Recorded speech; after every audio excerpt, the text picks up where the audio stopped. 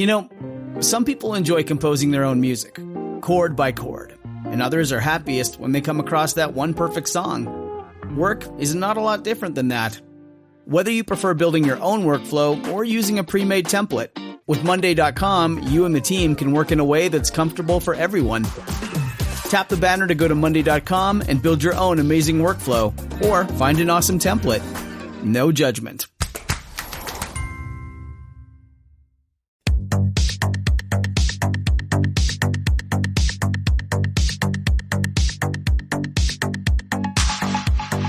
Welcome to the RuPaul's Drag Race Recap Show for Season 12, Episode 5, titled Gay's Anatomy. My name is Joe Betance, and I am joined, as always, by one medical mystery. From the podcast pod is my KP.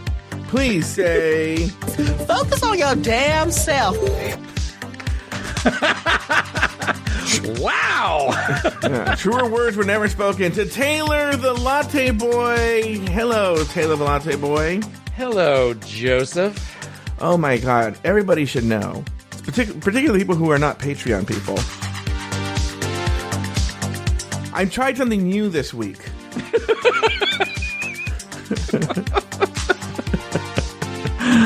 Where I decided to record just between us girls first, and then we could just go right into the show. And how'd that go for you? Look, I woke up late. I woke up an hour later than I was supposed to. Yeah. We were late. Taylor's computer wasn't working. And then I got triggered. And what's funny, and I want to say to Haley, I think Haley should know this. Mm-hmm. For people who don't know from Patreon, you don't know what I'm talking about. Taylor and I were talking off the air, and I wasn't angry by Haley. I was angry by a question that, once again, when Joe has a tantrum, it might be misinterpreting something in the comments. We'll talk about this off the air. But the point is that I wasn't mad about Haley. I was mad about a question that I got, and everyone should know I had a tantrum. So if you want to hear the tantrum, you need to go to Patreon. You're such a whore. Yeah. You're such a whore. You need to go to patreon.com/afterthoughtmedia, where those people not only got this show 2 days early, okay, but they also got to hear this rant and tantrum right in their ear holes. It was a sight to behold. But right now, actually, Taylor, let's jump right into the episode. Oh no, we're talking. No, we're not talking. We just jumped into the episode. We did the talking. No. This week, Gigi and Nikki drew the lucky pink pills to assign the roles for the next acting challenge, Gay's Anatomy. On the runway, the category is Planet of the Capes. Sherry Pie won her second maxi challenge, while Heidi in Closet and Nikki Doll were placed in the bottom two. After a lip sync battle for their lives, Heidi was told, "Shantae, you stay," while Nikki Doll was asked to sashay away. Taylor the Latte Boy, name 2 things you liked about the episode and 1 thing you did not. Okay, one thing that I definitely liked about the episode was I loved the runway theme. And with 1 or 2 exceptions, I thought everybody had a really strong look to some degree or another, whether it was the cape itself or whether it was the look that surrounded the cape. So that was fun to watch. I trying to think of something else that I liked. I had something else in my head, and I would say I'm really starting to like Heidi. Like, whereas I know I kind of liked her. She's Heidi Ho, Heidi Seek, Heidi in Closet, whatever. Yeah. The character, the contestant that is Heidi, is starting to become a favorite of mine, and I enjoy her not only in this episode but also in Untucked, and definitely the lip sync as well. I didn't say I enjoyed the lip sync, but I liked her in the lip sync, and we'll get to that when we get to the lip sync. Thing I did not like was I saw tons of people on social media talking about how they thought this was one of the best skits or one of the best sketches they've ever done, and I laughed once, and it was a physical gag. It wasn't even any of the acting. So it just was not. It wasn't a strong episode. I'm starting to have questions about season 12 that maybe we can talk about later. That maybe it's because you're too old, Taylor. Maybe it's because I'm too old and I just don't get these young girls. Yeah, and you're not downloading the show. Yeah. You're not one of the 200 million people downloading the show. Easy. That's pretty much it. How about you? What were your two things you liked and one thing you did not? What did I like about the episode? In the middle of the show, After Buzz TV's Jay Ellis texted me and he's like, "Oh, I'm about to watch the episode. How is it?" And I was like, "It's fine. It's a lot of this season. It's a very strong. It's like I'm going to compare it to season 7." Okay, where season 7 is being revisited. And you know what's so funny? I'm going to call it right now. I bet you this is one of those seasons that gets revisited in 5 years. When when half the population is dead from this virus and wow. Look, I woke up late. I literally woke up on the wrong side of the bed this morning. You woke up late and you didn't have a chance to go to McDonald's to get your French vanilla fantasy. Yeah. So you're also without coffee too. Yeah. So anyway, but not only that, but when all the drama surrounding the show has died down and we can look at the season in a fresh light, I think that this season will be evaluated because it is. I will say it is a very strong cast. Okay. I would almost say it's too strong a cast.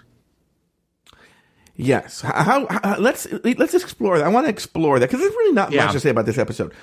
I want to explore that. Why do you say that? Because I have a different point of view of why I think it's too strong of a cast.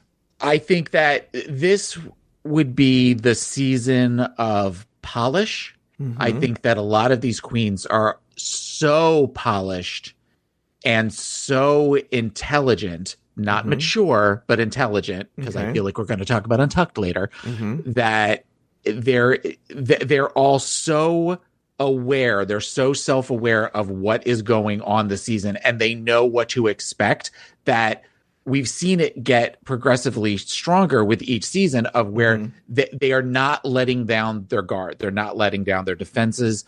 And they also have thought things out, some of which maybe overthought things out, but everything is just so pristine and so perfect at this point that it's not as much fun to watch. Plus, not even counting all of the Sherry Pie stuff. I'm enjoying it.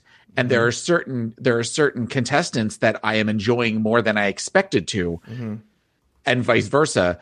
But there's something about it that is where everybody is just so, it's not even guarded. It's just they studied for the exam and they're here to take the exam, and they are all doing everything they can to ace the exam. Yes. Nobody with the exception of one or two people, it could be argued, are like cheating their way through. Yeah. Everybody is prepared for the test. The only other, because I would say there were two people who weren't, and one of them is gone. Yes, is Dahlia Sin. Yes, and that was, as far as intelligence. I'm not calling Dahlia a dumb girl, but I think that she went into it thinking she could do one thing, and they immediately went, "Oh no, bitch, you're out." And everybody that's left, including Aiden to some degree, I think, is they've got their long game planned out and are doing what it takes to execute that long game. Yeah. You know what's so funny is, and this is going to go, everyone can read into this what you're going to read into this. I want to go back to Dahlia Sin for a second. Which is, and I'm going to use a political comparison. And then everyone, again, listening who heard the first part can read into what you're going to read into. Okay. But the fatal mistake that Dahlia made, because we're going to talk a lot about Aiden today, and I think this is a really good theme for this episode, is how I agree with you. And the only thing I would extend it to is all the other girls, with the exception of Aiden and Dahlia, recognize that there is a larger world out there besides the little room that they're in. And that every behavior they made is going to be amplified if they make poor choices. And so they're watching their P's and Q's to the point where it makes a lot of the show itself not that interesting to watch, because there are no sparks, with the exception of Aiden, right? Yeah. And going back to Dahlia Dahlia went in there. I think the fatal mistake she went in there was, I'm young and I'm pretty and I'm fierce and I'm going to win my the show based on that, which is that the show has evolved, and that's a very season 2. Like, in other words, I don't know if you agree, I do not think Tyra would have won if she were. No. The show does not put up with that shit anymore. But that's I'm going to be the Tyra Sanchez of the season, and it just doesn't work. And so yesterday I was watching a press conference with President Trump. Okay. Mm-hmm.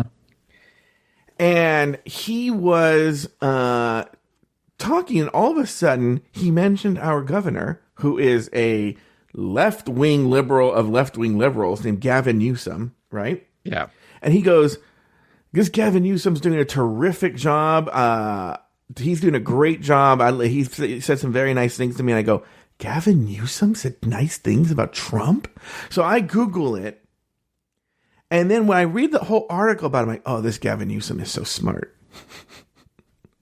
Because he's been licking Trump's ass in a very politically safe way. Like, you know, but saying words like, I had the privilege of talking to the president today, and he was very cooperative. And he's saying stuff like that, right?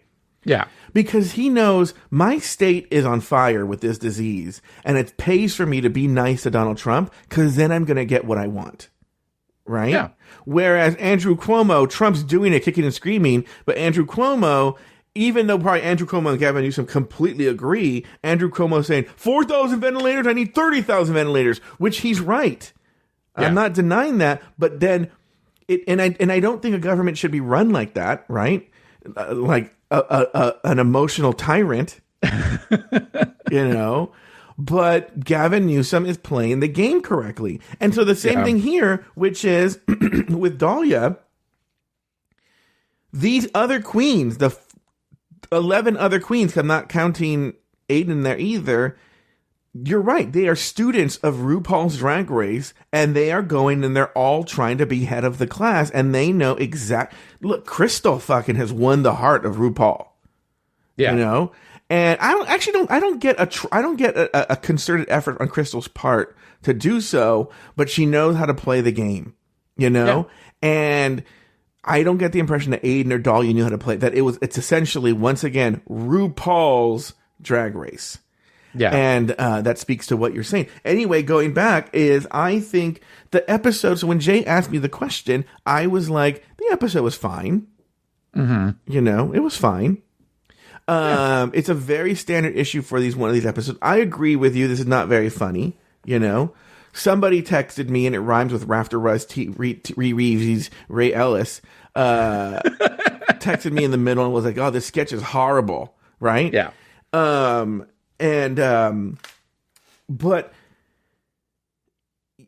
it was a standard issue episode in a way that's forgettable. Like I said, this is going to be, I wouldn't be surprised if in the year 2030, if Haley Sklans and Luke Stamen, as part of Afterthought Media's new Drag Race recap show, go back and revisit the show and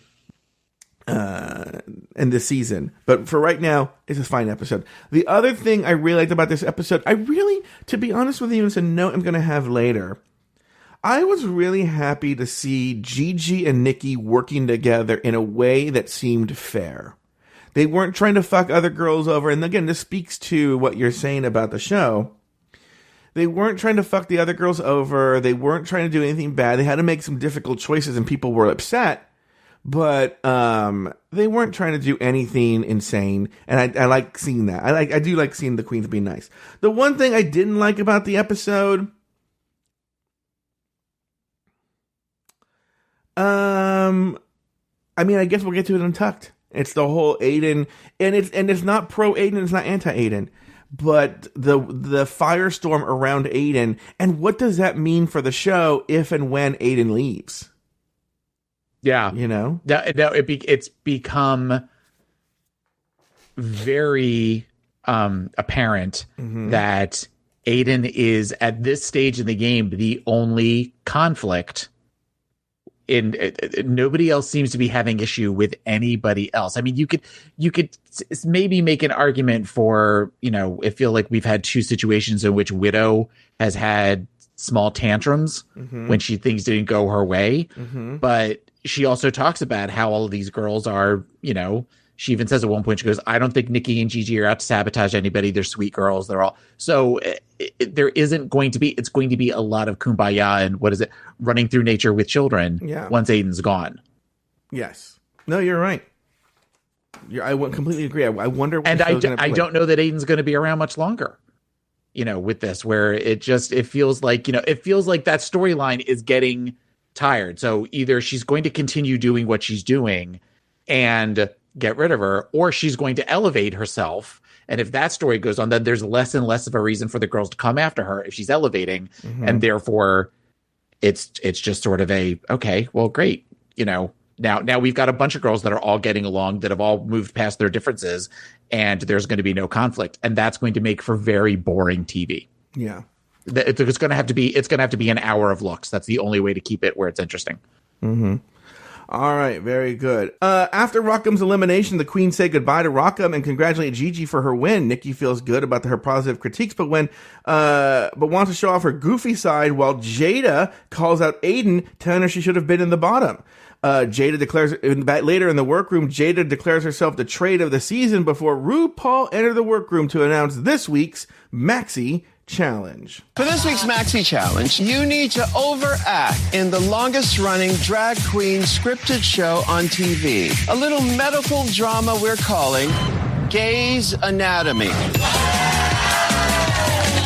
The hardest part will be deciding which role to assign to which queen. If only there were a pill for that.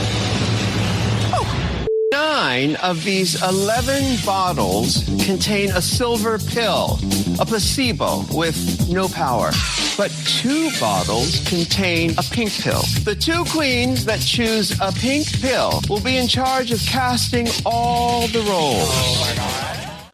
After a random draw, Gigi and Nikki were tasked with casting the other roles. The girls tried to be fair, but ultimately Aiden and Widow were unhappy with their roles. Taylor, your thoughts on everything that leads up to. Let's talk about. I guess the only really thing to talk about is. I mean, is there anything really to talk about at the top of the show with the cold open with the Aiden stuff, and he should have been in the bottom and all that? Well, I think that was expected to some degree. I think the fact that she did come out in that outfit and Jada sort of came for her and said, but she didn't really come for her. She just said, I expected you to be in the bottom. Whereas compared to when we see other girls, particularly Britta, it feels like we're watching the same thing over and over again. It feels like we're watching, and definitely we kind of have this where we watch this and then we'll watch this argument to some degree again in Untucked. And then it looks like from the scenes for next week's episode, we're going to watch the argument again, where everybody said, where Aiden's like, I come from a small town and Britta's saying I'm the queen of New York. And I don't understand why we're all doing this. It's just sort of like, okay, we've seen this. I like the idea of they picked from who got to pick the roles with the bottles. Yeah. Where it felt, again, I feel like we're seeing things that were on Dragula, as far as the randomness of it, where the first skit on this last season of Dragula was they all picked compacts, and then one of the compacts had something in it, and they had to do something where the Landon cider on Dragula had to eat a glass of spiders or something. Now it's totally feasible that those two shows have people who interact with each other, but that show didn't air until after this was finished taping.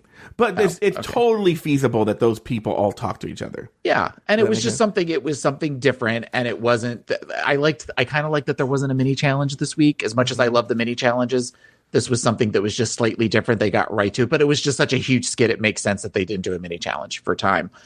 Well, the mini challenge is weird. It was built into the Maxi Challenge announcement with the pills. Yeah, well, that's what I mean. I mean, but it wasn't one of these where everybody was dancing like bees, or they didn't have to meet with Love Connie and do aerobics or anything like that. It was just sort of okay, this is the mini challenge here. Grab a bottle. Do you have a pink pill or a gray pill? Yeah. we've seen this before with where people don't get the roles they want, and it didn't necessarily, as you said, is one of the things you liked. I like that Gigi and Nikki worked to try to be as good as possible and wasn't like let's just give it to Widow because there's nothing else left. They kind of were able to justify between the two of them, whether that was for the camera or not, why they thought she would be good in this role. You know, something else that's interesting about this, and it kind of speaks to the front, you know, tying the first segment, the first act, whatever you want to call it, is the fact that Nikki and Gigi are clearly known as look queens, and there seemed to be no competitiveness between them other than what's on the show. They seem to genuinely support and respect one another. Was nice to see. You know, where I remember at one point after Gigi won, Nikki kind of said, she goes, "You turned it out. You looked amazing." There wasn't that whole thing of, you know, I could have, similar to what we saw with in season 7, where it seemed like Fame and Pearl never really got along because they were both in that look queen category. This is a nice juxtaposition for that. But don't you think that's true with almost all the girls? I mean, like, Britta was really broken up about Rock leaving. As we saw in today's episode at the end of Untucked, Nikki was very, very appreciative and wonderful to Heidi. Because remember, they had that conversation about Heidi not having enough the same money for clothes. So Nikki left her a wig and a nice piece of clothing so she could go out there and whatnot. There seems to be a stronger sense of camaraderie among the girls, going back to what you were talking about, because I think they realize they've been, all of them except for Aiden. You would think Dahlia would know this. Maybe Dahlia did know this, that they realize that they are now instantly a family. Like, those girls will always be associated with each other. And as we know from unfortunate circumstances beyond their control this season, this cast, I think, will be a lot tighter than a lot of the other casts because of what they've been through before and after the show. But I think they understand we're going to be together for the rest of our lives. And so I think they're cognizant of that. It's one of the first casts, I think, to see that and to realize that. And so they're making the best of it. All right, move on. The next day, the queens go over their lines and get into their costumes and makeup for the acting challenge shoot. Britta is concerned about being stuck with Aiden in her scenes, and during the table visits, Jackie talks about collecting stool samples, while Widow tells Rue she wanted a more serious role. Anything big in these table visits? I mean, it comes back to, and I didn't really comment on the Widow and the Aiden stuff, so I'll talk about it here. During the table visit is, what was up with Widow's weird tantrum about not getting the role that she wanted? I think that was goopery on the part of the producers. I think there wasn't a lot of conflict, so they just pulled whatever they could to get that to look worse than it was. Adding the music, adding the weird where they didn't ask anybody else. I noticed that Nikki asked both Aiden and Widow, I think Nikki and Gigi both, you know, how do you feel about that? And that feels like that was the producers off to the back doing, ask Widow how she feels about getting that role. Like, I will say this with these girls, they don't seem to be very good at acting as far as when they are directed to do things by the producers. You know, talking about last week's episode of where Britta suddenly said, "Girls, I had a dream last night. I dreamt I were back." Like that sort of stuff of where they're directing them to do certain things to keep the storyline going. We've talked about in previous seasons, there's been the proverbial producers under the tables at the mirror moment saying, "Ask so-and-so about this." And that's what a lot of that felt like to me. Yeah. Okay, I could see that. So you even think the Widow thing was a little bit producer? Yeah, I mean, when you think about, they show in the course of 30 seconds, Widow saying, "I trust Nikki and Gigi. Mm-hmm. They're sweet girls, and they're not going to sabotage any of us." To the next time they show her in a confessional going, "These bitches," you know, within those like 30 seconds. Now, I get that those could have been pulled from various interviews, but I think that is made to manipulate us into thinking that she's more mad than maybe she was, because Widow killed it in the skit. Widow was great in the skit. Mm-hmm. It's just, I think that is them pulling the producers pulling our strings to make us think that she's madder than she actually Or there was. could be missing information that we don't know. Because she seemed a little bit angrier than we would think. Like, I'm making this up. I don't not even speculate. I'm giving a circumstance of something that we may have seen. I don't believe necessarily this happened. But maybe it was one of these things where Sherry said to Widow, oh, if you want that role, you can have that role. And Widow's like, oh, great, thank you. And then Nikki and Gigi went off and gave it to Sherry anyway. Does that make sense? I'm not saying that happened, but it could be where Widow's like, wait, what the fuck? We just sorted this out. You know? And remember, they're trying to show Sherry as little as possible, so there could be Sherry information that we don't know about. And that's, I think, another part of this, which makes this season so odd, is it feels like there are large swaths of, well, how did we get here? Yes. Sort of thing. So I think that they're doing a great job, because for split seconds you forget that she's a part of the show until she suddenly wheels into a skit or somebody comments on her, and you're sort of like, what are you doing here? Kind of thing. Yeah. But that also leaves us with big, hanging chads, as it were, wondering how did we get to this point? What's funny is I think I talked about this on a different show. I think I talked about it in this show. Is right now it's fairly easy to ignore her in terms of editing because there are so many girls. But as it winnows down until she gets eliminated, how are they going to do it? Yeah, there are fewer and fewer girls on the show. Because right now she's won twice. Okay. She's won two episodes. Technically, she's won 3. She was in the top. Oh, yeah. She was in the top for the week that she was revealed. So she's got 3 wins under her versus other girls. Did she win the improv challenge? Yeah, she did. She won improv. She won this one, and then she was in the top 2 against Jada for the lip sync for $5,000. Okay. And Jada won that. Oh, Jada won. Okay, but she was in the top. Because it was, but she was one of the top 2, and then because it was Widow versus Gigi, and then the 2 of them. So technically, she's been to win 3, but the point I'm making is even though we haven't seen her, she's won 3 challenges. So I think she's going to be, unless something drastic happens, she's gonna be around for a while. And as the girls narrow themselves down, it's going to be harder to ignore her. I don't know how they're going to do it. Because even if you could tell, even on the elimination day, we're going to talk about this, they had to, just for obvious reasons, they had to go to her because her question leads to Jackie Cox's discussion about her mom that we'll talk about. And so they went to her, they showed her for like the briefest second, and then it was just like Jada looking around as her voiceover went over that. It was sort of crazy. All right, so let's actually move on to the Maxi Challenge shoot. Jada and Jackie struggle with their lines. Gigi excels. Widow thinks she should have been Dr. Mother Gay. Nikki can't remember her lines, and Carson tells her to speak more French. Aiden takes Carson's notes and performs better than expected, while Britta is criticized. Your thoughts on the shoot itself, Taylor? The shoot itself, it's the standard. We've seen this before. One girl that nobody thinks is going to do well does great. Another girl who thinks that she's going to do well flubs up her lines. There were parts of it that I thought were funny during the taping that I could see why Carson would laugh at it. It was okay. I mean, I thought they all, for the most part, looked the part, as far as with the white coats and the pencil skirts and all that sort of thing. It wasn't necessarily super memorable. I can think of other sketches that they've done in the past that are more memorable to me. And this is going to be one that's you're going to go, oh yeah, they did that one. Yeah, they did do a sketch of that. Yeah, you're right. It wasn't that great. But I will say, and I hate to say it, Sherry Pie was a standout.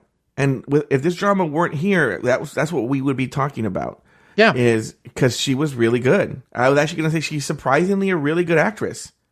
Yeah, I mean, anybody can do that voice, but it was still, I think it felt like she was doing a little bit of improv with it.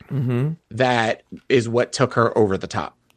Well, also, she didn't deliver her lines in that standard drag acting way. Yeah. She delivered more for naturally. Somebody who was super excited to show off her BFA, Jan felt very wooden to me. A lot of her lines were very high school production of Our Town. Yeah, but we'll get to that one. Well, let's just talk about Grey's Anatomy right now. Let's just talk about it right now. Here's the thing that wasn't addressed, and I don't know why. Is Jackie made a point when they were casting the roles, when Jan wanted to play Meredith Gay and not Gigi. And Jackie wanted to play Meredith Gay and Jan wanted to play Meredith Gay. Okay? And Jackie goes, the joke of the whole thing is that they look really different. Yeah. Right? And I don't know if Jackie made that point in the room, but when they actually did the sketch, you're like, oh, you're right. And it made, because she's like, Mom, don't you recognize me? And then he's like, they looked very similar. Yeah. So the joke fell flat. And why this wasn't brought up in the judges' critiques, I don't know. Yeah. No, I think that's part of the reason that, along with the acting level, is why Jan wasn't the winner this week. I think that Sherry ultimately brought it more where when Sherry was on camera, you stopped looking at the other contestants. You focused on Sherry. Even when the other queens were talking, I was looking at Sherry. So it for somebody who is talking about this is going to be my win this week. It wasn't a strong showing. No, didn't you? No, it's so funny is when I did the first response last night, no one brought this up, and I'm actually glad. This is one of those things I'm glad that I was the only one that thought about this. Because I was thinking, this show cannot catch a fucking break. Yeah. First there's Sherry Pie. Then there's this drama we're having cancels everything. Right? Yeah. And then they do a medically themed show. And it's just... I thought that too. I was like, oh God, please don't have somebody have like some sort of illness or something. Yeah, like and then die and stuff like that. Yeah. And then I was like, but like, and by the way, I want everyone to know, I don't blame the show, right? I don't blame the show. It's just shit happens. And it just seems like shit keeps happening with the show. I saw somebody last night on Twitter afterwards saying, can you imagine what would have happened in those bars when that Kim Petras song played? The fact that is because I love that song, and I know a lot of other gays love that song. So, but that people would have gone nuts because that is a equivalent to me of the Cut to the Feeling last season or the season before when that started playing, where you just like, oh my God, this is it. It's a great song that nobody got to scream and cheer and yell for in the lip sync. So yeah, what you're saying is true. Sorry. It's so funny that you unironically love Kim Petras and Toto. I love a wide berth of music. No, Taylor. If you don't listen to what, if it's not what Gen Z is listening to, you are just, you know what? Why don't you sacrifice yourself for the good of pop culture?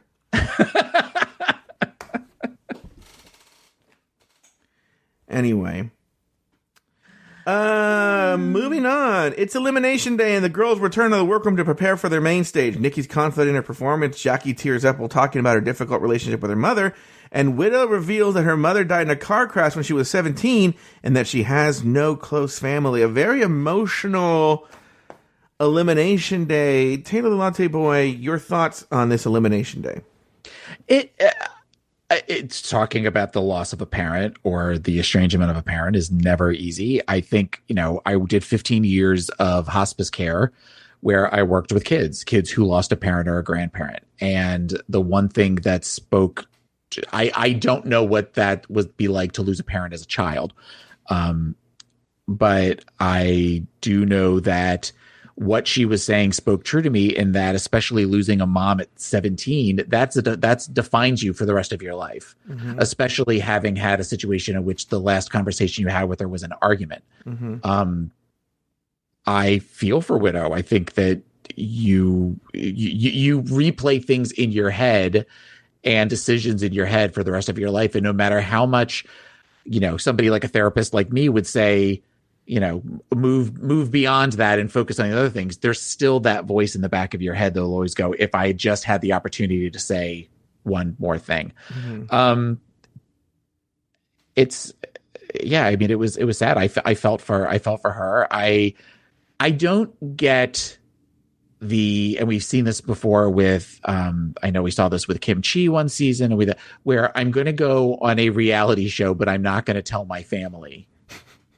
Talking about Jackie Cox. Talking about Jackie Cox, I get there is that piece of that is, I have an opportunity to be on a show, but I would think you would prepare somebody first if you think they're going to have a problem with it, like just so that before all of your friends see it, because what you're doing at that point is you're taking, assuming that she's not going to say anything until the show starts, hoping that no one ever sees it.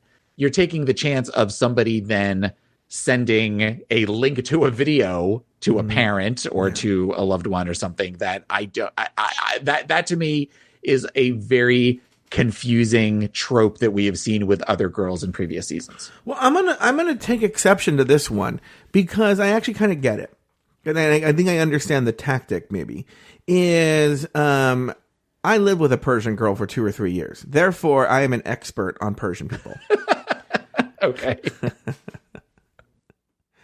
And no, but from the limited experience, I know people in the Persian community who have had similar experiences.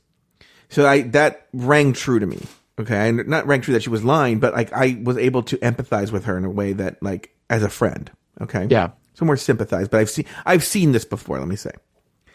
And going to the tactic, it sort of makes sense because I appreciate what you're doing is that you're buying into the show existing as its own reality.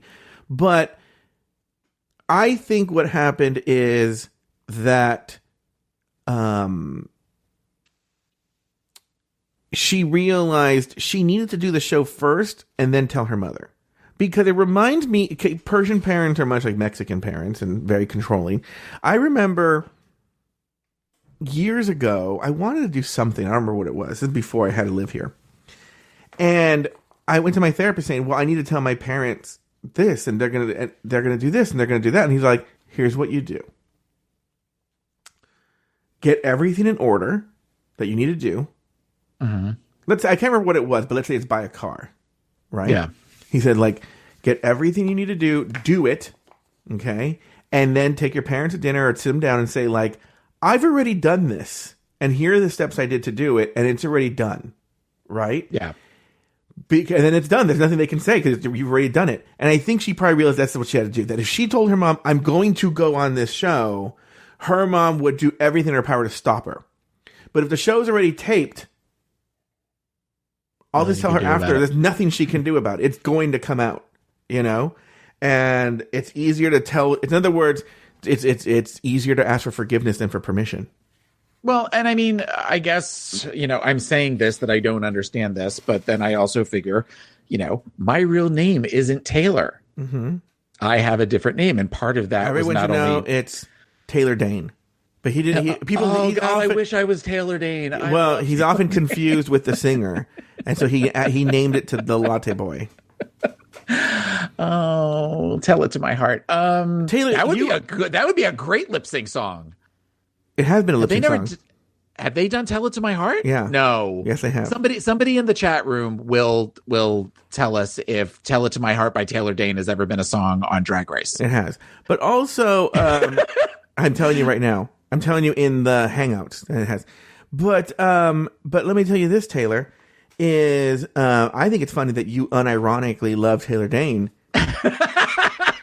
and Toto. All right, but getting back to before we go off on a Taylor Dane tangent, part of the reason I did that is I didn't want my family knowing about it.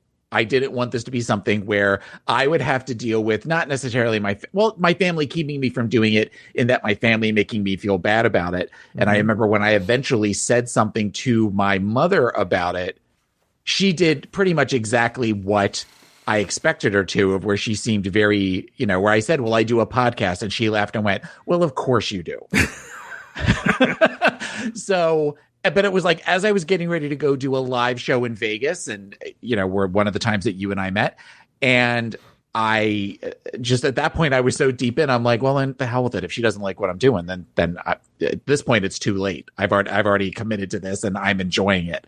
If I had started by saying, oh, I'm thinking about doing this, it would have been the response of, well, why would people want to listen to you talk? Oh, yeah. Which I get. Joe does all the time.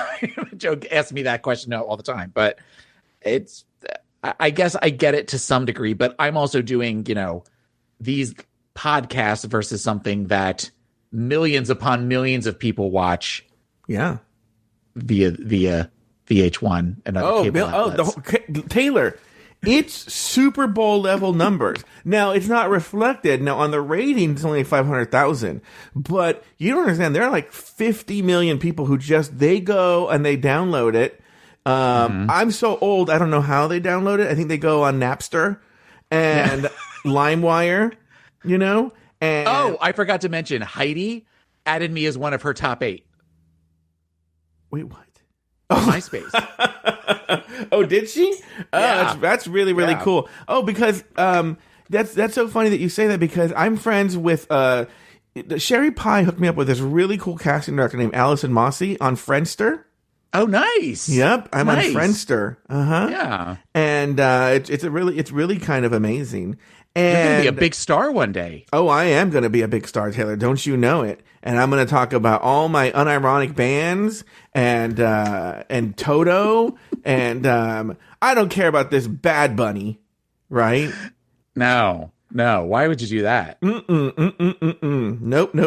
Nope. I only care about Toto, and I just live in the past. In fact, I'm going to go on an 80s and 90s. I'm going to go on a 90s cruise with Sugar Ray, Smash Mouth, Sugar Ray. Who's the one?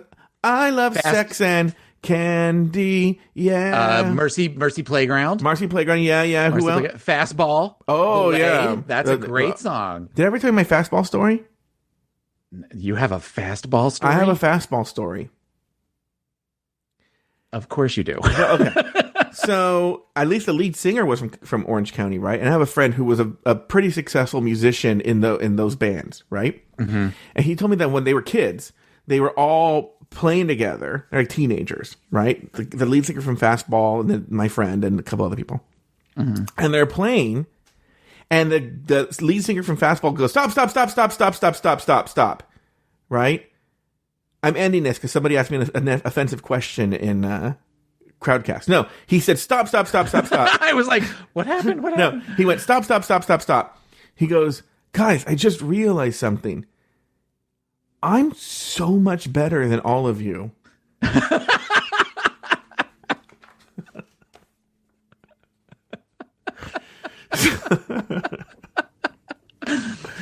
This is what it's like to record a podcast with Joe Betance. Lori, Evan, Taylor, stop. I just realized I'm so much better than all of you. Yeah. Look, can't deny the truth. So anyway, any other thoughts on this Elimination Day? No, I mean, it was, again, standard fare. It's very standard. Yeah. Like, and everyone should know that's not a criticism. It's not a criticism. It's when they make this show, okay? When they make this show, they're not going like, we need to make it so that the podcasts out there that analyze every emotion to death really has some content for their podcasts. No, they're making a television show. Well, first of all, any season, they're making a television show to entertain the masses and to consume like junk food. Okay, it's a reality show. It's a junk food, right? Yeah. It has no nutritional value. Yeah. Then, on top of that, these editors have been tasked with a Herculean effort to take a show that they already spent months editing and in a very short amount of time take it, repackage it, eliminate an entire person, and make it entertaining for the masses. I still admire them, and the fact that they're able to deliver a somewhat coherent, cohesive episode that is passable, is my hats off to them. But bravo to them for being able to make an episode that is just a standard issue episode and having to erase a major part of the show. No, I'm not holding it against them, but it is what it is. Okay, that's Elimination Day. Anything else on the Elimination Day, Taylor? No, not that I can think of. All right, before we do that, let's take a break, and we'll be back right after this. This is Amy Poehler. My new movie, Disney and Pixar's Inside Out 2, is coming to theaters June 14th, and it's making me feel joy and sadness and anger, definitely some disgust, and I think a little fear. But I'm also feeling these new emotions like anxiety, embarrassment, envy, and ennui. It's what you call the boredom. Okay, that one was weird. It's going to be the feel everything movie of the summer. Disney and Pixar's Inside Out 2. Rated PG. Parental guidance suggested. Only in theaters June 14th. Get tickets now. All right, Taylor. Now it's time for the looks. All right. In terms of the looks, can you give me your maybe like top 2 looks and top and bottom 2 looks, or I'll leave it to you for your editorial choices. What you mention and what you don't mention. Oh, hold on. Why you do them? I would say honestly, my favorite look, even though she got called for kind of revealing her cape way too early, was I loved Nikki. I thought Nikki was gorgeous. I thought that the short hair, I loved the Terry Mugler, the metallic outfit, which I remembered that outfit. It was displayed in, or it was worn in George Michael's Too Funky video. She looked so beautiful. Mm-hmm. Another look that I loved. Really loved all of the looks, just almost all of the looks going down. I love Gigi's Troop Beverly Hills homage. I thought that was great as well. Looks that weren't good. I agree that Heidi's look was not. It was just kind of everything was put together. Mm-hmm. And I'm trying to think. I don't remember the scene that Aiden was talking about with Silence of the Lambs. I know that she at one point. I mean, they talked about Buffalo Bill sort of wearing a cape of some kind, but I don't remember that, and I don't remember that reference. And it was just it was kind of a boring look to me compared to some of the other looks. All right, and that's it? That's it. That's it. I know that we're pressed for time. All right, and those are the looks.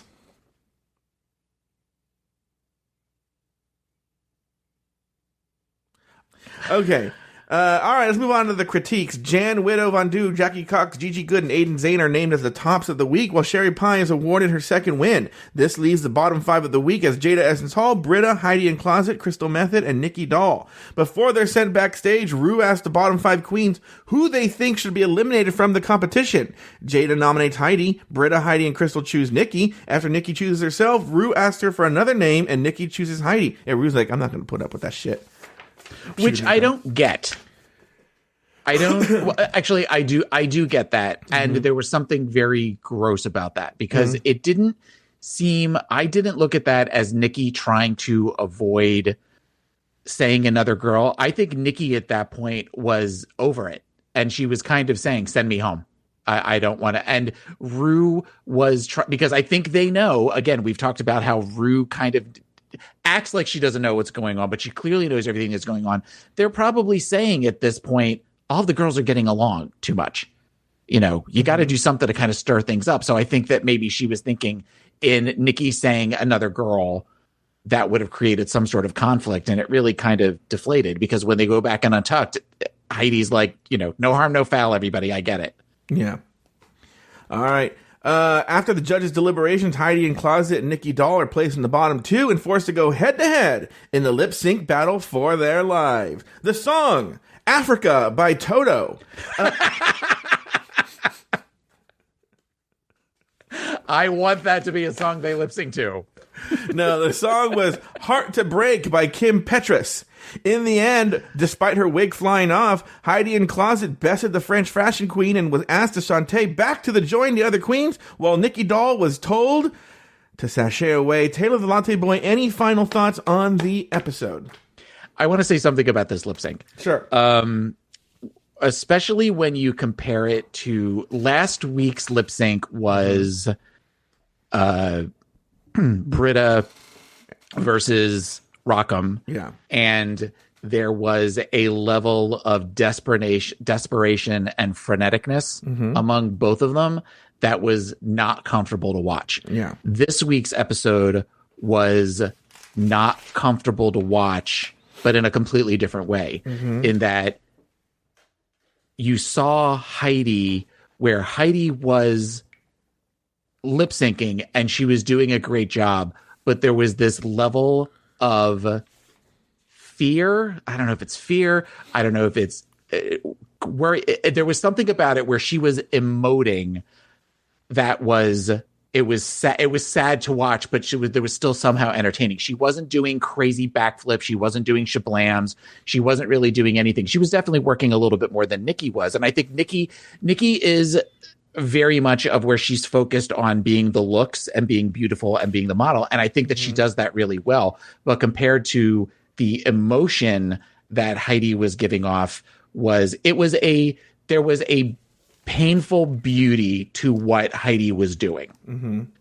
And I think it's going to go down as a memorable lip sync, but not for similar to, my all-time favorite lip sync is Manila doing MacArthur Park. And I think that's because you were watching her process all of these emotions as she was lip syncing the song on season 3. And I feel like this is in that same family of that, of where there was times that she was emoting with her face and she was doing things with her body, of where she was begging RuPaul to please keep her, but not doing it by doing a shablam or anything of that sort. So in that regards, I really appreciate what Heidi went through during that process.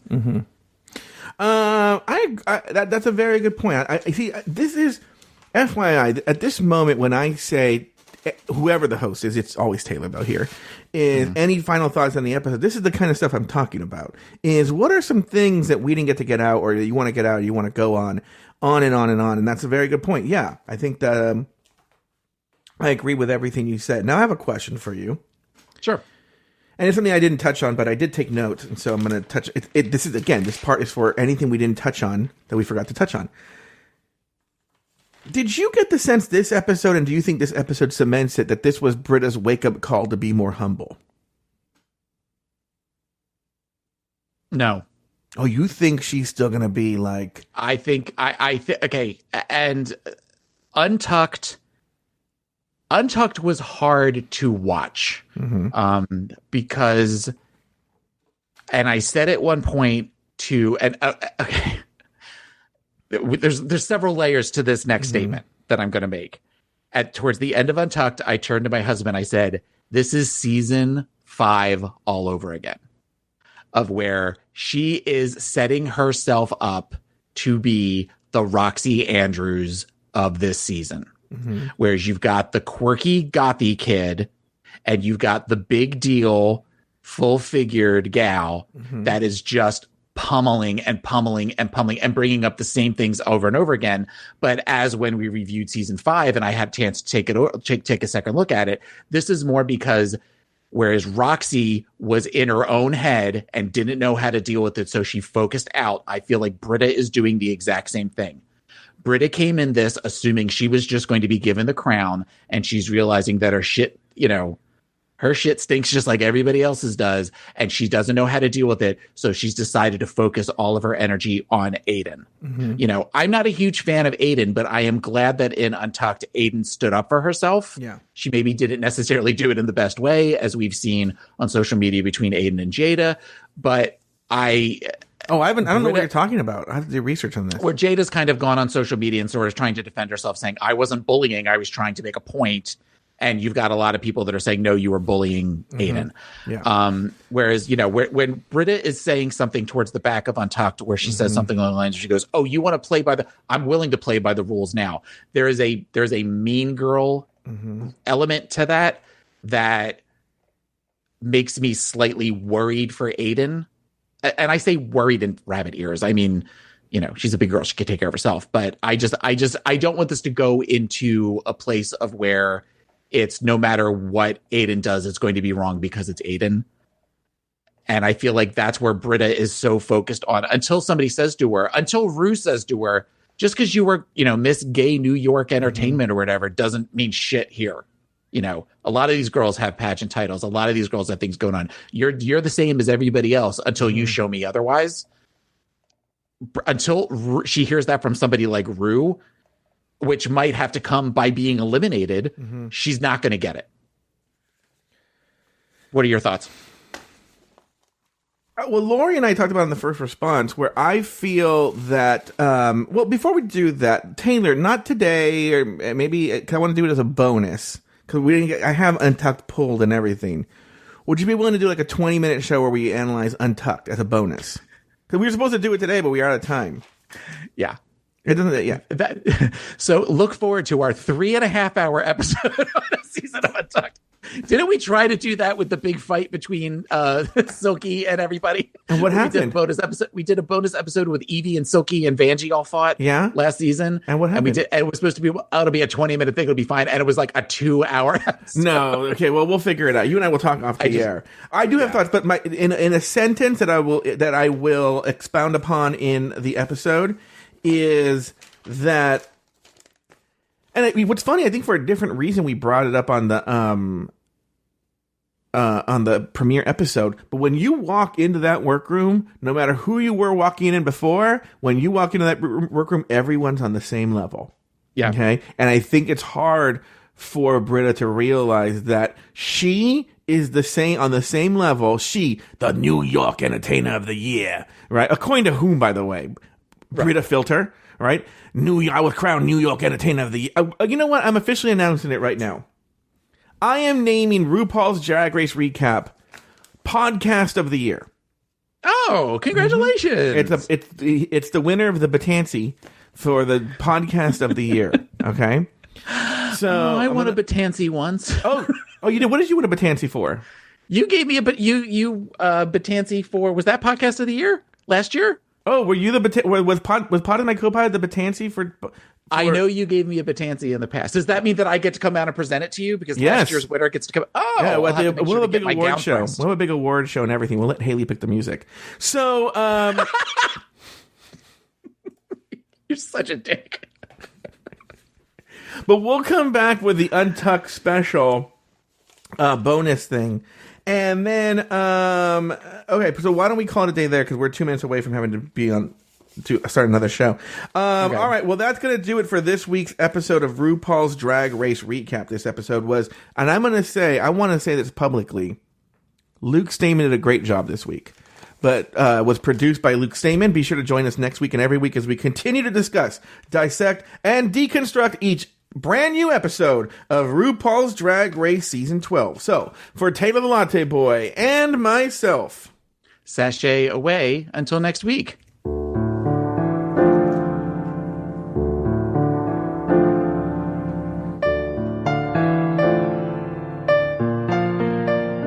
Thank you for listening to RuPaul's Drag Race Recap. Have something to say? Email us at dragracerecap@gmail.com. Follow us on Twitter and Instagram at Drag Race Recap. If you want access to more Season 12 content, support us on Patreon at patreon.com/afterthoughtmedia. You can follow Taylor the Latte Boy on Twitter and Instagram at PIMCTaylor. Follow Joe Betance on Twitter and Instagram at Joe Betance. That's JoeBetance. The theme song was written by Lucian Piani and arranged and performed by Alex Lefebvre. This episode was produced by Luke Stamen. Drag Race Recap is an Afterthought Media podcast.